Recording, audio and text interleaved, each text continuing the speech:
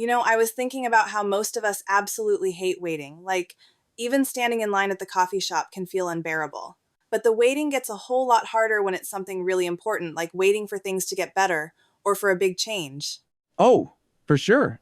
And the wildest part is when you're waiting on God, when you're praying, maybe even doing everything you think you're supposed to be doing, but everything's just still. It's like being stuck in spiritual traffic with no idea when it'll finally start moving. Exactly. And honestly, it feels almost unfair because we read all these verses about waiting on the Lord, but when you're actually there, it's just so frustrating. That's the thing. There's this tension between wanting to trust and just really wanting something to finally change. I've definitely had moments where I've thought, God, are you even hearing me? So, I love this phrase, God's waiting room. For me, it brings to mind that weird doctor's office vibe everyone's anxious, watching the clock, wishing it would just be their turn. It's such a vivid picture, right? God's waiting room is that season when you're in a massive hurry to move forward, graduate, find love, start a family, kick off that dream business, but God's just not rushing with you. Totally. It's like you're tapping your foot, refreshing your inbox, but nothing's coming through, and you start wondering if maybe you missed a cue or a sign. Or you start bargaining, God, look, I'm doing my best down here. Can we speed this up? But it never seems to work like that. It actually cracks me up how impatient we can get. I mean, we want Amazon Prime speed on our life changes, but God seems cool with standard shipping or even snail mail. That's so true. And sometimes it feels like God isn't just running on a different schedule, He's on a whole different calendar. Meanwhile, we're watching everyone else's lives take off and wondering why we're stuck on the runway. Yeah, and it stings extra when you see friends hitting milestones you're still dreaming about. It's like, hey, did the universe lose my file or what? And you start questioning, am I praying wrong? Did I not believe hard enough? It gets really personal, really fast. What's wild is how waiting isn't just about time, it's about all those emotions that come with it, the stress, the jealousy, that creeping sense of being left behind. Yeah, it can get messy inside your head. I remember a time when a friend got promoted at work, and I was genuinely happy for them, but also I was secretly wondering, what about me? Why not now? Oh, I've been there. It's like you want to be mature and patient, but your heart's having a full blown tantrum. That's the honest truth. Sometimes we're just big spiritual toddlers, convinced a delay means a denial. That brings up something huge. A delay isn't the same as a no, but man, it's hard to tell the difference in the moment. Absolutely. It reminds me of dealing with kids when you say not yet, but they instantly melt down like you just said never. Sometimes we're that way with God. And it's so easy to misread the pause. We think, if God really loved me, wouldn't this have happened by now? But looking back, most of the biggest blessings in my life had a season of waiting, not just a snap decision. That actually reminds me of some of those epic waiting stories in the Bible. Noah and the ark. He spent years building that boat before a single drop of rain fell. And Abraham, he got the promise he'd be the father of a great nation, but he didn't even have his first child until he was 99. Imagine waiting decades on a promise like that.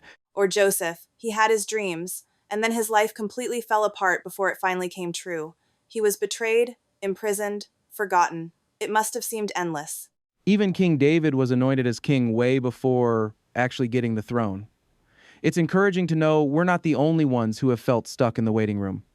Sometimes waiting so long just makes you feel invisible, like maybe God forgot your name, or your needs just aren't important enough. I've felt that deeply. There's this verse in the Psalms where David literally asks, how long, Lord, will you forget me forever? It's so raw. It's comforting, actually, to know even great people of faith ask those questions. And yet, even when we feel forgotten, there's this promise that God has our names written on his palm. He can't forget us. That image sticks with me. It really does. Even when it feels silent, we're not out of his sight. That's something I try to remind myself on the tough days. But let's be real, when you're desperate for an answer and God stays silent, it can hurt. You wonder if you did something wrong, or if your prayers are just bouncing off the ceiling. Oh, I've been there replaying every prayer, thinking maybe I missed some magic words, but sometimes it's not about us getting it perfect. It's about trusting that God loves us just as much in the silence as in the answers.